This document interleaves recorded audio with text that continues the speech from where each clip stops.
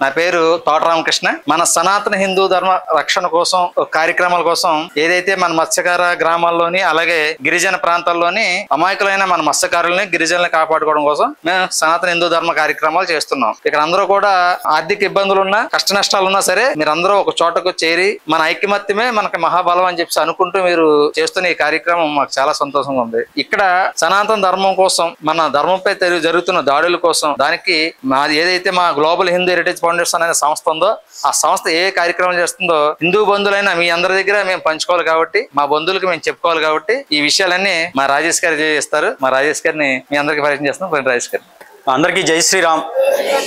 నా పేరు తూనుగుంట్ల రాజేష్ అండి. ఇందాక రామకృష్ణ గారు చెప్పినట్లుగా మేము ఆంధ్ర నుంచి వచ్చినా ఒరిస్సాకు వచ్చినా కానీ ఒరిస్సాకు వచ్చిన ఫీలింగ్ లేదు. ఎందుకంటే ఇక్కడ ఏ బోర్డులు చూసినా అంత తెలుగులోనే ఎవరు మాట్లాడుతున్నా తెలుగులోనే మాట్లాడుతున్నారు. చాలా సంతోషంగా అనిపించింది మాకు కూడా. అంటే మేము ఇక్కడికి వచ్చేటప్పుడు మేము ఊహించుకున్నది ఒకటి, ఇక్కడ చూస్తున్నది ఒకటి. నిజంగా ఈ వ్యవస్థని అద్భుతంగా ఇక్కడ నిర్మాణం చేసినటువంటి ఏదైతే స్వాధ్యాయ పరివారు ఉందో ఆ సభ్యులు ఉన్నారో వాళ్ళందరికీ నిజంగా అభినందనలు, ధన్యవాదాలండి.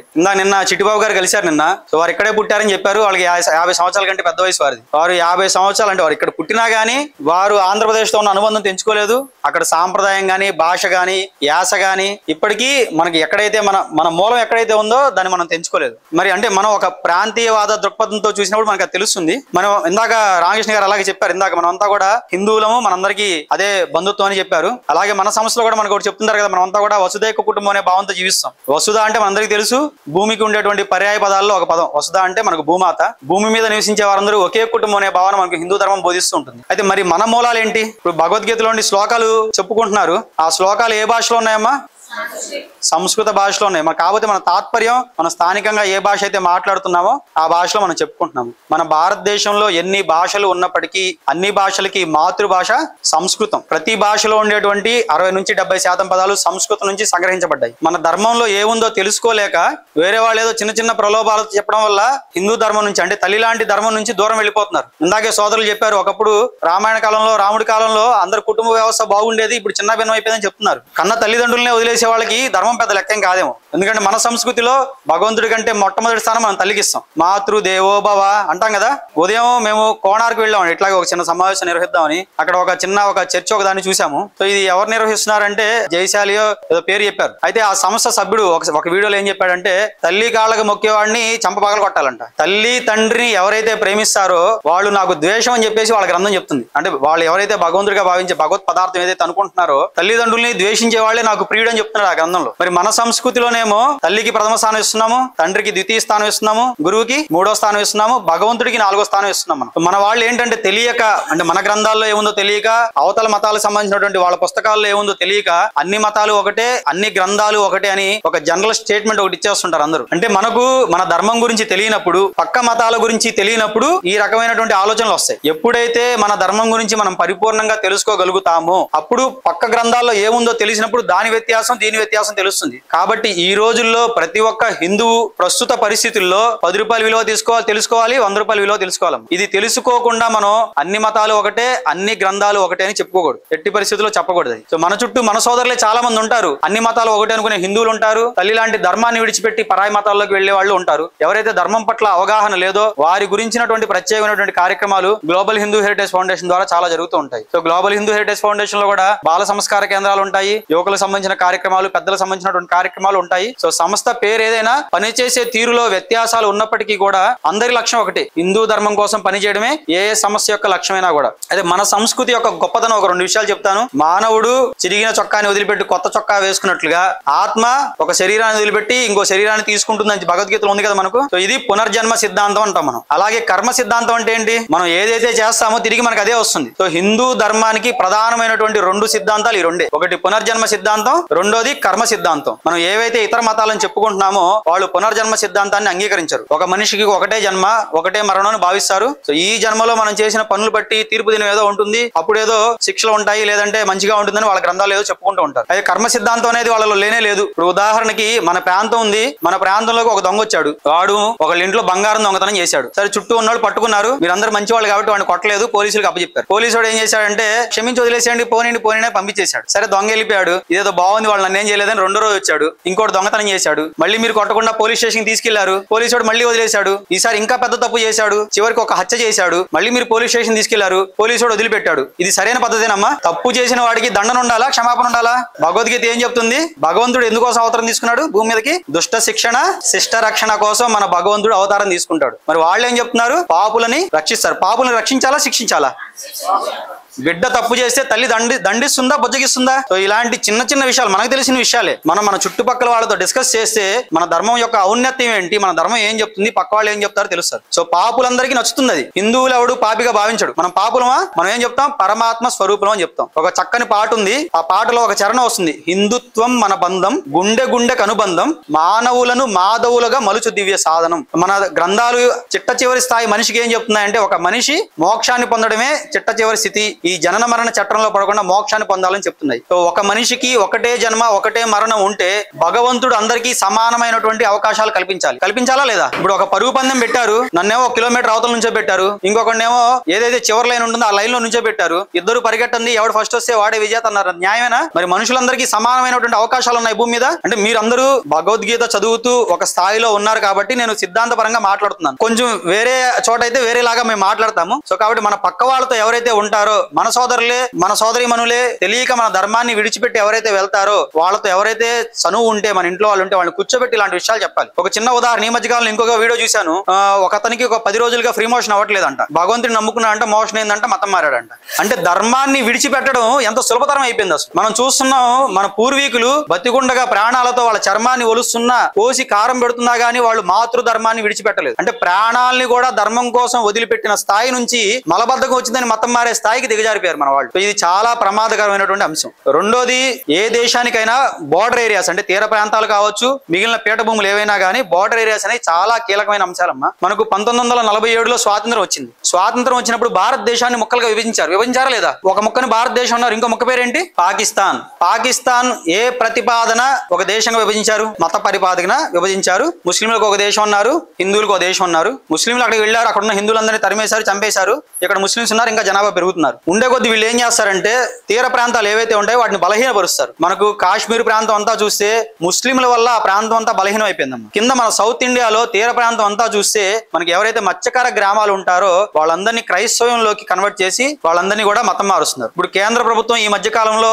వక్ఫ్ చట్టం అని ఒకటి తీసుకొచ్చింది. అవగాహన ఉందా మీకు? ముస్లింలకి ఒక హక్కు ఉంది. మన ఇంటికి వస్తాడు, ఈ భూమి నాది అంటే వాడికి ఇచ్చేయాలి. వాళ్ళకి మనకు దేవాదాయ ధర్మాదాయ శాఖ అని ఒక శాఖ ఉంటుంది, ఐడియా ఉందమ్మా? అది ప్రభుత్వ ఆధీనంలో ఉంటుంది. అలాగే ముస్లింల కోసం వక్ఫ్ బోర్డు అని ఒకటి ఉంటుంది అనమాట. అవి ఏం చేస్తుందంటే మసీదు భూముల్ని పర్యవేక్షిస్తుంది. అది ప్రభుత్వ ఆధీనంలో ఉంటుంది, ముస్లింల ఆధీనం చేతిలోనే ఉంటుంది. ఈ వక్ఫ్ బోర్డుకి గతంలో కాంగ్రెస్ గవర్నమెంట్ టైంలో విశేషమైనటువంటి హక్కులు కల్పించుకున్నారు. పాకిస్తాన్ దేశ విస్తీర్ణం కంటే ఎక్కువ భూములు, భారతదేశంలో భూములు వక్ఫ్ బోర్డు ఆధీనంలో ఉన్నాయి. మనకు భారతీయ రైల్వే అలాగే భారతీయ రక్షణ శాఖ తర్వాత భారతదేశంలో ఎక్కువ భూములు కలిగినటువంటి 3వ అతిపెద్ద సంస్థ వక్ఫ్ బోర్డు.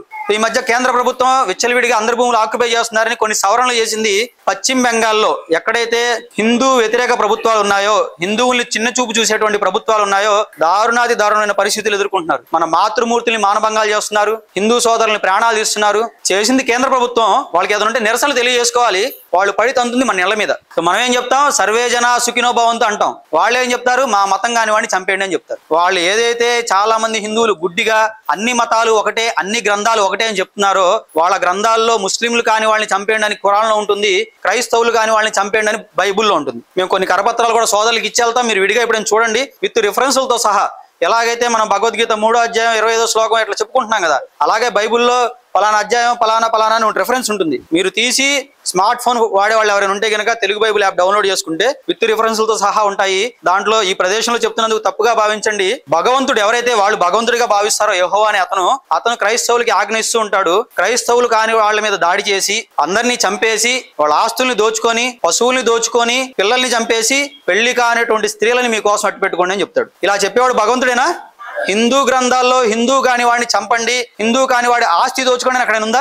మనం ఒక సహృద్భావంతో, అంటే ఒక మంచి ఆలోచనతో మంచి వాళ్ళు మంచిగా ఉండాలి, చెడ్డ వాళ్ళకి శిక్ష పడాలని మనం ఆలోచిస్తాము. కానీ వాళ్ళ గ్రంథాలు ఏం చెప్తున్నాయంటే మనది కాని వాళ్ళని చంపండి, వస్తే వాళ్ళ మతాల్లోకి మారాలి, లేదంటే చావాలి. సో ఇలాంటి ప్రాథమికమైనటువంటి అవగాహన లేకపోతే భవిష్యత్తులో హిందువులు మనకు కూడా చాలా కష్టం అవుతుందమ్మా. ఇస్లాంలో క్రైస్తవ్యంలో స్త్రీకి విలువే లేదమ్మా. స్త్రీలు పిల్లలకనే యంత్రాలు తప్పించి స్త్రీకంటూ ఒక ప్రత్యేకమైనటువంటి విలువ లేదు. కానీ మనకు ఎలాగైతే మనం ముందు మనకు మొట్టమొదటి స్థానం తల్లికి ఇస్తాం. మనకు భారతరత్న అని అవార్డు ఉంటుంది కదా, మీ అందరికీ తెలుసు కదా. భారతరత్న భారతదేశ అత్యున్నత పురస్కారం. మన సంస్కృతిలో కూడా ఒక పురస్కారం ఉంది. అది ఎవరంటే మాతృమూర్తి. అందుకే మానవాళికి ఉపయోగపడేటువంటి ప్రతి పదార్థానికి మాతృస్థానం ఇచ్చి మనం గౌరవిస్తాం. తులసీమాత, గంగామాత, గీతామాత, గోమాత.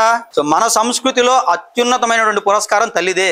స్త్రీకి సనాతన ధర్మంలో ఉన్నటువంటి గౌరవం గాని దేంట్లో లేదమ్మా. స్త్రీని దేవతగా పూజించేటువంటి సంస్కృతి మనలోనే ఉంటుంది. భగవంతుడి పేరులో కూడా ముందు అమ్మవారి పేరు చెప్పిన తర్వాత అయ్యవారి పేరు చెప్తాం. సీతారాములు, పార్వతీ పరమేశ్వరులు. సో మన సంస్కృతిలో మూలమైన వాళ్ళు మాతృమూర్తులే. మనకి ఇంటికి దీపం ఇల్లాలంటారు. దీపం చక్కగా వెలిగితేనే ఇంట్లో జ్ఞానం అనే జ్యోతి వెలుగుతుంటుంది. సో కాబట్టి మాతృమూర్తులు జ్ఞానవంతులు అయితేనే కుటుంబం అంతా జ్ఞానవంతులు అవుతుంది. ఒక శివాజీ తయారవ్వాలంటే ముందు జిజియాబాయి తయారవ్వాల్సిందే. ఆవిడ లేకపోతే శివాజీ జననం లేదు. పుట్టినా గానీ అతను ఏదో వాళ్ళకి ఊడిగం చేస్తూ బతికేవాడు. తల్లిగా ఆవిడ పిల్లల్ని సరైన దారిలో నడిపింది కాబట్టే ఆయన హిందూ రాజ్య స్థాపన కోసం ఆయన పనిచేయగలిగాడు. సో కాబట్టి మన మూలాలని మనం మర్చిపోకూడదు. ఎప్పుడు కూడా మన ధర్మం ఏం చెప్తుందో పిల్లలకి తెలియాలి. మన తరం ఎలా ఉన్నా భవిష్యత్తులో పిల్లల తరం చాలా బాగుండాలి. చాలా మంది అనుకుంటారు పిల్లల్ని మంచి చదువు చదివించి ఉద్యోగాన్ని పంపించి డబ్బులు సంపాదిస్తే సుఖం అనుకుంటారు. కానీ చాలా ప్రాంతాల్లో మనం ఎన్ని డబ్బులు సంపాదించినా, ఎన్ని మేడలు కట్టినా మన మనుగడే కష్టమైపోతుంది. మనం కష్టపడి ఆస్తులు కూడబెడతాం, దాన్ని కొల్లగొట్టి వేరే వాడు లాక్కుంటాడు. కాబట్టి పిల్లల్లో ఐకమత్యం ఉండాలి. మనలో ఉండేటువంటి కులాలన్నీ వృత్తుల ఆధారంగా మాత్రమే ఏర్పడ్డాయి. హిందువులంతా ఒక్కళ్లే, మనమంతా వసుదైక కుటుంబం అనేటువంటి భావన ఖచ్చితంగా మనలో ఉండాలి. అప్పుడు మాత్రమే మనకు మనుగడ ఉంటుంది. ఇప్పుడు చాలా మంది అనుకుంటూ ఉంటారు, సోదరులు కూడా పొద్దున మాట్లాడుతూ మేము చేపలు పట్టుకుంటాం, మాకు జ్ఞానం లేదు అని అనుకుంటూ ఉంటారు. మనం ఒకసారి అంటే మీరు ఋషుల గురించి కూడా తెలుసుకుంటూ ఉంటారు కాబట్టి మన పురాణాల్లో సాధారణమైనటువంటి వృత్తి చేస్తూ కూడా తపస్సు చేసి ఉన్నత స్థానానికి వెళ్ళినటువంటి ఋషులు ఎందరో ఉన్నారు. ఒక చిన్న కథ, ఒక మహర్షి ఒక అడవిలో తపస్సు చేస్తూ ఉంటాడు. చాలా కాలం తపస్సు చేస్తే ఎంతో కొంత శక్తి వస్తుంది కదా ఆయనకి. సరే తపస్సు చేస్తూ ఉంటే ఒక పెట్ట అతని తల మీద రెట్టేసింది. నేను తపోభంగం అవుతుంది, ఆయనకి కోపం వస్తుంది. నేను కింద కూర్చొని చేస్తుంది ఏంటి, నువ్వు పైన కూర్చొని చేసేది అంటే అడుగుతాడు పెట్టని. సరే కోపంగా చూపు చూడగానే ఆ పెట్ట మాడి కింద పడిపోయింది. సో అతను ఏం చేస్తాడంటే పెట్ట కింద పడిపోగానే ఇతని గర్వం పెరిగిపోతుంది. నేను చూపు చూడగానే పెట్ట కింద పడిపోయింది కదా, నాకు చాలా తపస్శక్తి వచ్చేసింది అని చెప్పేసి సరే అట్లాగా ఈ పెట్ట నా తపస్సు భంగం చేసింది కదా, ఆకలి వస్తుంది, కాసేపు ఊర్లోకి వెళ్ళి అలా మాతృమూర్తులను అడిగి భిక్షాటం చేసుకుని కడుపు నింపుకుందామని వెళ్తుంటాడు. అయితే ఒక ఇంటి దగ్గరికి వెళ్ళి భవతి భిక్షాం దేహి అంటాడు. ఇంట్లోంచి అమ్మ రాదు. 4 సార్లు పిలుస్తాడు, 5 సార్లు పిలుస్తాడు. అది కోపం వస్తా ఉంటుంది. ఈవిడ ఏం చేస్తుందంటే ఇంట్లో అత్త మామలకి శుశ్రూత చేస్తూ అంటే వాళ్ళ సేవ చేసుకుంటూ ఉంటుంది. సరే సేవ చేసి బయటకు వస్తుంది, భిక్ష తీసుకొని వస్తుంది. ఎంతసేపు నేను ఇంతసేపు నుంచి పిలుస్తున్నాను రావడానికి అంటారు. ఆవిడ భిక్ష వేస్తూ నేను ఏమన్నా పెట్టను అనుకున్నావు చూస్తే మాడిపోవడానికి అంటుంది. నేను అర్థం కాదు, నేను ఎక్కడ అడవిలో కూర్చొని పెట్టం కాల్ చేసి ఈవిడికి ఎలా తెలిసింది అనుకుంటాడు. ఈయన అహంకారం కొంచెం తగ్గుతుంది అనమాట. తగ్గి అమ్మ నీకు ఎలా తెలిసిందో చెప్పని బతిలాడితే ఊర్లో మా గురువు గారు ఉంటారు, పలానా ఆయన వెళ్ళి కలువు ఆయన చెప్తారంట. సరే అక్కడికి వెళ్తే ఆయన ఏం చేస్తాడంటే మాంసం కొడుతూ ఉంటాడు. ఆయన చూస్తాడు, వాళ్ళని అడుగుతారు ఏమంటే ఆయన చూపిస్తాడు. ఈయనగా నమ్మబుద్ధి కాదు. ఈయనేమో మాంసం కొట్టుకుంటున్నాడు, ఆవిడ సీన్ దగ్గరికి వెళ్ళమంది అడగాల వద్దని అటు ఇటు 4 సార్లు తిరుగుతూ ఉంటాడు. సరే నువ్వు వచ్చిన సరైన చోటికి రా అని పిలుస్తాడు ఆయన. ఈయనకి ఇంకా అర్థం కాదు. సరే ఆవిడ ఇలా చెప్పిందండి, నేను ఎక్కడో అడవిలో చేసుకుంటున్నాను తపస్సు, నేను అక్కడ జరిగిన సంఘటన ఈవిడ ఎలా చూడగలిగింది అని అడుగుతాడు. సరే నాకు కొంచెం పని ఉంది, ఆ పని అయిపోయిన తర్వాత నీకు వివరం చెప్తా అని చెప్పి అతను వెంట పెట్టుకుని వెళ్తాడనమాట. వెళ్ళి అతను ఇంట్లో వృద్ధ తల్లిదండ్రులు ఉంటారు, వాళ్ళకి సేవ చేసుకుని అంత అయిపోయిన తర్వాత బయటకు వస్తారనమాట. అయితే అతనికి చెప్పింది ఏంటంటే మన సంస్కృతిలో మనం ఏ పని చేస్తున్నప్పటికీ, ఏ స్థితిలో ఉన్నప్పటికీ మనం చేసేటువంటి పని ద్వారా సిద్ధిని పొందేటువంటి మార్గాలు మన ఋషులు మనకి ఇచ్చారు. నిష్కామ భావంతో మనం కర్మ చేస్తే మనం భగవత్ సాన్నిధ్యాన్ని పొందుతామా లేదా? సో మనం చేసే పని ద్వారానే అంటే మనం పనినే ఒక తపస్సుగా భావించి అంకిత భావంతో ఎప్పుడైతే పని చేస్తామో హిమాలయాల్లో కూర్చొని ఋషులు చేసే తపస్సుతో సమానమైనది. మనందరికీ తెలుసు కదా, పాండురంగడు కదా, అన్ని తెలుసు కదా. మనం తల్లిదండ్రులకి సేవ చేసుకోవడం కంటే గొప్పదేది లేదని చెప్తారు మన సంస్కృతిలో. మనం చేసే పని ఏదైనప్పటికీ మనం నిష్కామ భావంతో అంకిత భావంతో దాన్ని గొప్ప దైవ కార్యంగా భావించి పని చేస్తే మనం ఉన్న చోటనే మనం సిద్ధిని పొందేటువంటి అవకాశం మనకుంది. మన ఋషులు మనకు అంత మంచి మంచి మార్గాన్ని చెప్పారు. ఒకే దేవుడు అని చాలా మంది చెప్తూ ఉంటారు, మాకు ఒక్కడే దేవుడు, మీకు ఇన్ని దేవుళ్ళు అది అని చెప్తుంటారు. మనం వాళ్ళకి చెప్పాలి, మనకు సిద్ధాంతాలు ఉంటాయి. అద్వైత సిద్ధాంతం అందరికీ తెలుసు కదమ్మా. మనకు భగవద్గీతలో శ్రీకృష్ణ భగవానుడు కూడా ఏం చెప్తారు, మీరు ఏ రూపాలు ఎవరిని పూజించినా ఆ పూజలు నాకే వచ్చి చేరతాయని చెప్తున్నారు. అద్వైతం అంటే ద్వైతము కానిది, అంటే రెండోది ఏది లేదు ఇక్కడ. మనం భగవంతుడిని వివిధ రూపాల్లో చూస్తాం. ఇప్పుడు భగవంతుడిని మనం కరెంట్ అనుకున్నాం అనుకోండి, కాసేపు ఒక శక్తి అనుకున్నాం అనుకోండి, ఆ కరెంటు లైట్ లోకి వస్తే ఏమొస్తుంది, వెలుగు వస్తుంది. ఫ్యాన్ లోకి వస్తే గాలి వస్తుంది. ఫ్రిడ్జ్ లోకి వెళ్తే చల్లదనం వస్తుంది. ఇట్లాగే భగవత్ శక్తి ఏ రూపాన్ని సంతరించుకుంటే మన జీవితానికి అవసరమైనటువంటి మేలు జరుగుతుందో ఆ రూపాల్లో మనం భగవంతుడిని ఆవాహన చేస్తాం. కాబట్టి ఉన్నది ఒకటే భగవత్ పదార్థం. అది తెలుసుకోవడానికే మన ఈ ప్రయత్నము.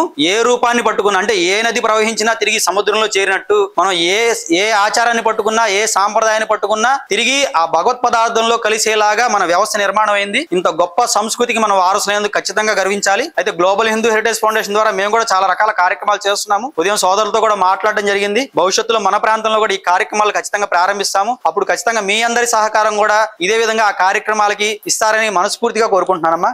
జై శ్రీరామ్. ఇప్పటిదాకా ఆయన చాలా మంచి చెప్పారు, నేను చెడు చెప్తాను చెడ్డోను కాబట్టి. అంటే అవగాహన కోసమేనమ్మా, అంటే వేరే ఉద్దేశం కాదు, అవగాహన కోసమే. నేను ముఖ్యంగా చెప్పేది ఏంటంటే, నేను కూడా కొన్ని సంవత్సరాలు చర్చికి వెళ్ళి వచ్చిన వాడిని. అందు గురించి ఆ చెడు నాకు ఇంకా కొంత తెలుసు కాబట్టి ఆ చెడు చెప్తాను అంతే, వేరేగా అనుకోవద్దు. ఇప్పుడు తప్పు చేస్తే మనకు శిక్ష వేయాలి, దండలు ఉంటేనే తప్పు చేయకుండా ఉంటారు మనుషులు అని చెప్పేసి భగవంతుడు అందుకే మనకి శిక్షలు వేస్తాడని చెప్పేసి ఆయన రాజేష్ గారు చెప్పారు. అయితేనే ఇదే విషయం, ఒక తప్పు విషయం బైబిల్లో జరిగిన విషయం చెప్తాను. అందరూ కొద్దిగా తల్లులు ఏమనుకోకుండా ఆలకించండి. బైబిల్లో దావీదు అనే వ్యక్తి ఉంటాడమ్మా. దావీదుకి మామగారు ఉంటారు సౌలు, ఆయన ఆ రాజ్యానికి రాజు. ఈ దావీదు అనే వ్యక్తి ఆ రాజ్యానికి సైనిక అధికారి, అంటే రాజు పిల్లనిచ్చిన మామగారు ఈ దావీదు అనే వ్యక్తికి. దావీదు ఎలాంటి అంటే సైనిక అధికారి కదా, కొంతమంది సైనికుల్ని యుద్ధాన్ని పంపించి ఈయన ఒక చోట ఉంటాడు. ఒక చోట ఉన్నప్పుడు ఒక పైన టెరస్ మీద తిరుగుతుంటాడు మాట. ఈయన తిరుగుతుంటే ఒక సైనికుడు భార్య స్నానం చేస్తూ కనిపిస్తుంది ఆయన. అప్పుడు ఆ సైనికుడి భార్యని ఇతను ఇష్టపడి దావీదు కొంతమంది సైనికులు పంపించి ఆవిడని బలవంతంగా తీసుకొచ్చి ఆవిడని అనుభవిస్తే ఆమె గర్భం దాల్చుతుంది. గర్భం దాల్చి బిడ్డ పుడతాడు. అదే బైబిల్లోనే ఫస్ట్ మనందరినీ ఎర్రోలు చేయడానికి, అది మంచి గ్రంథం చెప్పడానికి 10 ఆజ్ఞలు ఉంటాయి. వ్యభిచారం చేయడం నేరం, ఆ 10 ఆజ్ఞల్లో ఒక ఆజ్ఞ వ్యభిచారం చేయడం నేరం. వ్యభిచారం చేసిన వాళ్ళని రాళ్లతో కొట్టి చంపాలని చెప్పి అందులో 10 ఆజ్ఞలో ఒక ఆజ్ఞ ఉంటది. దాని ప్రకారం ఇప్పుడు వ్యభిచారం చేశారు కదా ఎవరు, దావీదు సైనికుడు భార్యని తీసుకొచ్చి బలవంతంగా అనిపించాడు. అంటే దావీదు వ్యభిచారం చేశాడు, తప్పు చేశాడు కదా. ఇప్పుడు బైబిల్లో శిక్ష ప్రకారం శిక్ష ఎవరికి వేయాలి, దావీదుకి వేయాలి. కానీ దావీదుకి వేయలేదు. పోనీ ఇతను బలవంతంగా అనిపిస్తే లొంగిపోయినా ఏదైతే స్త్రీ ఉందో ఆ స్త్రీ కన్నా కొద్దిగా వేయాలి, ఆమెకి వేయలేదు. కానీ ఎవరికి వేసాడు శిక్ష, పుట్టిన బిడ్డ ఉన్నాడు కదా, 7 రోజుల బిడ్డ, ఆ బిడ్డను చంపేశాడు. ఆ బిడ్డకి ఏమైనా పాపం తెలుసా, ఆ బిడ్డ ఏమైనా పాపం చేశాడా? పసిబిడ్డ 7 రోజులు అంటే అసలు అబ్బం శుభం తెలుసా, 5 సంవత్సరాలు వస్తేనే ఏం తెలియదు పసిబిడ్డ. అలాంటి బిడ్డని చంపేశాడు. చంపేసి ఒక వ్యక్తిని పంపించి అతనితో చెప్పిస్తాడనమాట. ఏంటంటే, నువ్వు జనం అందరూ చూస్తుండగా తప్పు చేయలేదు కాబట్టి, నువ్వు నా మనసు కాబట్టి నేను క్షమించేశాను అంటాడు. ఎవరో బైబిల్లో ఎవరైతే దేవుడు అని చెప్తున్నారో వీళ్ళు మతం మారిన వాళ్ళు, ఆ దేవుడు కాదు, వాళ్ళు దేవుడు అనుకుంటున్నారు కాబట్టి అలా చెప్తున్నారంటే యెహోవా అనే అతను ఎంతవరకు కరెక్ట్? అది పసిబిడ్డని చెప్పాడు, వ్యభిచారాన్ని ప్రోత్సహించాడు. అక్కడ తప్పే కదా. అంతకు మించిన తప్పేంటి, పసిబిడ్డని చంపించాడు. అది దేవుడు చేసే పైన రాక్షసుడు చేసే పైన? మరి అతను దేవుడే రాక్షసుడే? రాక్షసుడు. ఇది కాకుండా ఇంకొక విషయం ఏంటంటే, ఒక వ్యక్తిని పంపించి నువ్వు జనులందరి ముందు చేయలేదు కాబట్టి నేను క్షమించి నీకు నీ యొక్క రాజ్యాన్ని, నీ యజమాని యజమాని అంటే ఎవరు, రాజు ఎవరు, పిల్లనిచ్చిన మాంగారు ఇతనికి దావీదుకి. నీ యజమాని యొక్క భార్యల్ని నీ కౌగుట చేర్చాను, యజమాని యొక్క భార్యల్ని నీ కౌగుట చేర్చాను అంటే ఏంటి, మామగారు ఉన్నారు కదా, మామగారికి సంబంధించిన భార్యలు. అప్పుడు వారికి ఎక్కువ భార్యలు ఉంటారు అన్నమాట. ఒక భార్య పెళ్లి చేసుకున్న భార్య, అలాగే ఇంకా ఉపపత్నిలు అంటారు కదా వాళ్ళందరూ. అంటే ఏంటి, ఎవరైతే ఈ దావీదు భార్య ఉన్నారో ఆ భార్యకి తల్లులు వాళ్ళు, అంటే అత్తగారులు తీసుకొచ్చి ఇతని దగ్గర పడుకోబెట్టాడు. వీళ్ళు కూడా చాలకపోతే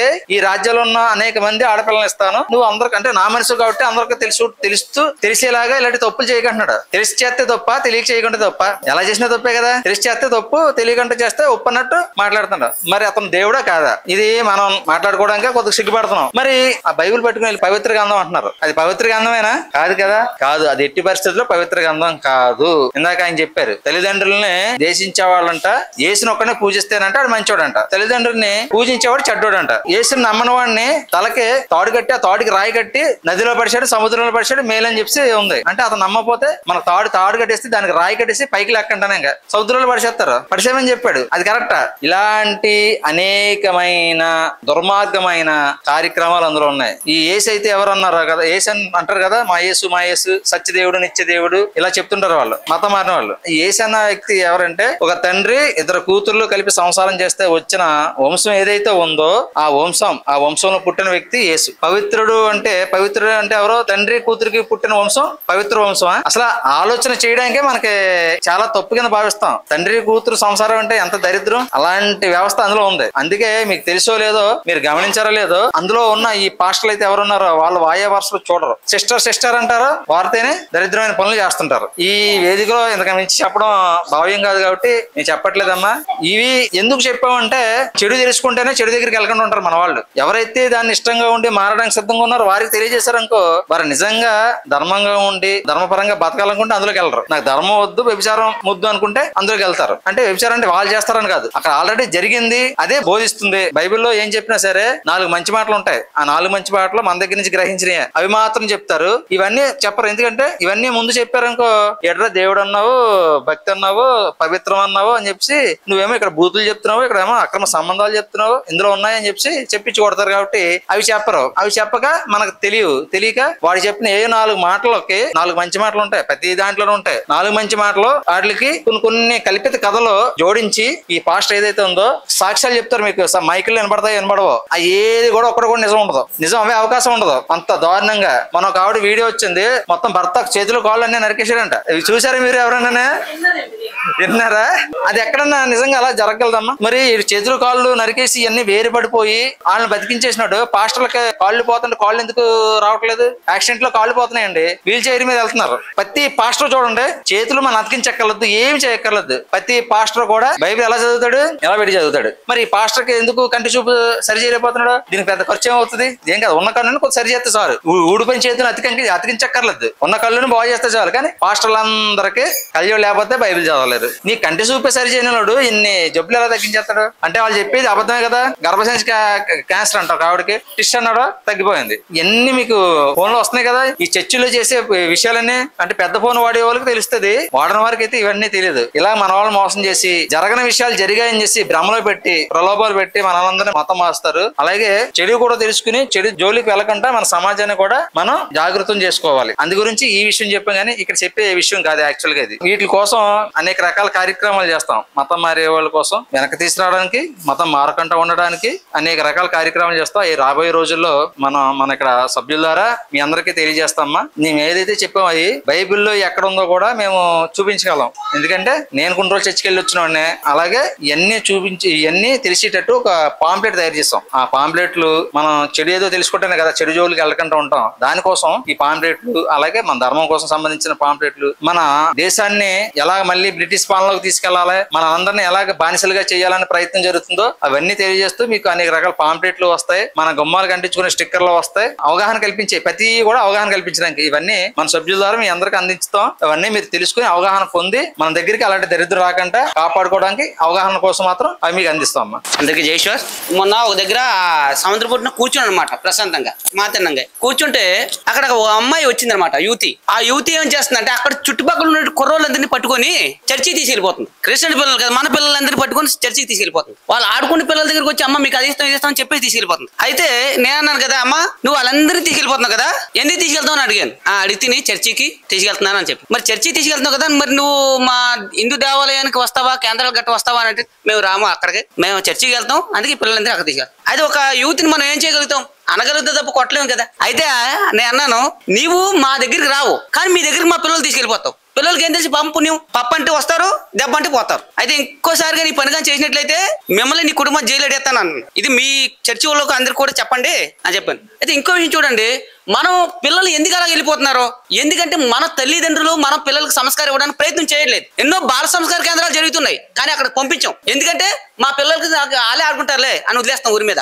ఒక్క పిల్ల చెడిపోయింది అనుకో, ఇంటి పరివారం చెడిపోతుంది. అది మనం గమనించాలి. ఫస్ట్ ఆఫ్ ఆల్ మనం ఎందుకు చేయలేకపోతున్నాం? ఇప్పుడు ఎంతో మంది క్రిస్టియన్స్ లోకి వెళ్ళారు, మళ్ళీ వాళ్ళని ఎందుకు మనం చెప్పేసి మంచి మార్గంలో తీసుకురాలేకపోతున్నాం?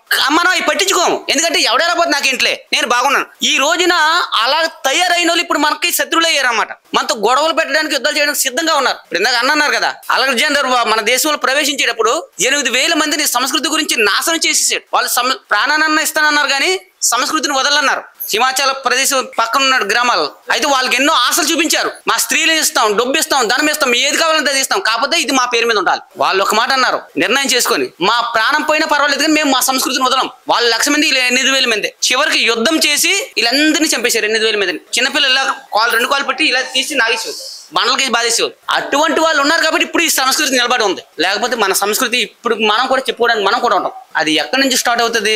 బీజం నుండి స్టార్ట్ అవ్వాలి, చిన్నపిల్లల నుండి స్టార్ట్ అవ్వాలి. అది చేయడానికి ఇటువంటి సత్సంగాలు, సత్కార్యాలు. మరి అది చేయకపోతే మన మనుషులు లెక్కింపులు పడతామా? సమాధానం మన దగ్గర ఉండదు. ఏం చెప్పాలో అర్థం కాదు. అలా అన్ని దానికల్లా గొర్రెలాగా బొర్రపీడు. ఆ గొర్రెలే ఇప్పుడు అలా తయారవుతున్నారు. దాదాజీ గారి సాహిత్యంలోని అన్ని మంచికి చెడుకి మొత్తం అన్నిటి కూడా ప్రతి ధర్మంలో ఏటుందనేది కూడా దాదాజీ గారు ఇస్తారు. ఇది తప్పని ఏం కాదు. కాకపోతే తప్పుల్ని బట్టబయలు చేయాలన్న ఉద్దేశంతో చెప్పట్లేదు, అర్థం చేసుకోవాలని భావంతో చెప్తున్నారు. ఇప్పుడు అన్న చెప్పారు, అది చెప్పడానికే నీచంగా అనిపిస్తుంది. ఈ విషయాలు మాకే తెలుసు, మేము చదివాను, కానీ మేము ఎందుకు చెప్పలేదు? పవిత్ర కార్యంలో చెప్పకూడదు. కాకపోతే అన్న ఎందుకు చెప్పారు? చెప్పారు అంటే మనం తెలుసుకోవాలి. మనం అంటాం కదా ఏ ధర్మం అయితే అందరు దేవుళ్ళందరూ ఒకటే. అరే దేవుళ్ళందరూ ఒకటైతే నువ్వు నిన్ను అమ్మని అనుకోడు, వేరే భావంతో చూస్తాడు. నీ పిల్లలు వేరే భావంతో చూస్తాడు. వాళ్ళు భోగవాదులు, భోగానికి ఆలోచిస్తారు, స్త్రీని భోగంగా మార్చేస్తారు. అదే బెటర్ మనకు. అంటే ఇది పౌరుషం అనేది ప్రతి ఒక్కరిలో రావాలనే భావంతో నేను చెప్తున్నాను. లేకుంటే నేను ఇక్కడికి వచ్చి చెప్పను ఈ విషయం గురించి. అయితే అన్నలు చెప్పారు కదా, అన్నల మీద వదిలేదు. కాబట్టి పసిపిల్లల్ని మనం కాపాడుకోవాలి. ఎందుకంటే అమ్మా అగ్ని పట్టుకుంటే కాలుతుందని చెప్తేనే కదా పిల్లలు అగ్ని జోలికి వెళ్ళరు. మన పిల్లలు అటు వెళ్తుంటే కాపాడుకోవడానికి అది మంచిది కాదని చెప్పాలంటే అది చెడు అని చెప్పి మనకు తెలియాలి. మనం ఇప్పుడు వాళ్ళు వచ్చి మా దేవుడు సత్యదేవుడు నిత్యదేవుడు అని చెప్పి మన దగ్గరికి వచ్చి మాట్లాడుతుంటారు. మనం ఎప్పుడన్నా వెళ్ళి క్రిస్టియన్ దగ్గరికి వెళ్ళి మన కృష్ణుడి గురించి కానీ రాముడి గురించి కానీ చెప్తామా? వాళ్ళు చెప్తారు. కానీ వాళ్ళు చెప్పినప్పుడు వాళ్ళకి సమాధానం చెప్పాలి. మన వాళ్ళు ఇప్పుడు దాకా సమాధానం చెప్పగా వాళ్ళు అలాగా అవుతున్నారు. ఈ బైబిల్లో ఎలా ఉంటదంటే చెప్తున్నాను, అన్నా చెల్లెలు సంసారం ఉంటది, పిన్ని కొడుకు సంసారం ఉంటది, తండ్రి కూతురు సంసారం ఉంటది, మామగారు కోళ్ళ సంసారం ఉంటది. అవి అందులో రాసుకున్నారు. మరి ఎందుకు రాసుకున్నారు? అవి తప్పు కాదన్నట్టు వాళ్ళ భావన. అందు గురించి అలాంటి విషయాల్లోకి మన వాళ్ళు వెళ్ళకూడదని చెప్పేసి మనం అవి తెలియజేస్తాం తప్పించి వేరే ఉద్దేశం కాదు. చెడుగానే తెలుసుకోవాలి, మంచిగానే తెలుసుకోవాలా, చెడుని దూరం పెట్టాలా, మన వాళ్ళు చెడు వైపు వెళ్ళకుండా కాపాడుకోవాలి. దానికోసమే ఇవి. ఈ అవకాశం ఇచ్చిన పెద్దలకి అలాగే ప్రతి ఒక్క సభ్యునికి మా తరపున ధన్యవాదాలు. అందరికీ జై శ్రీరామ్.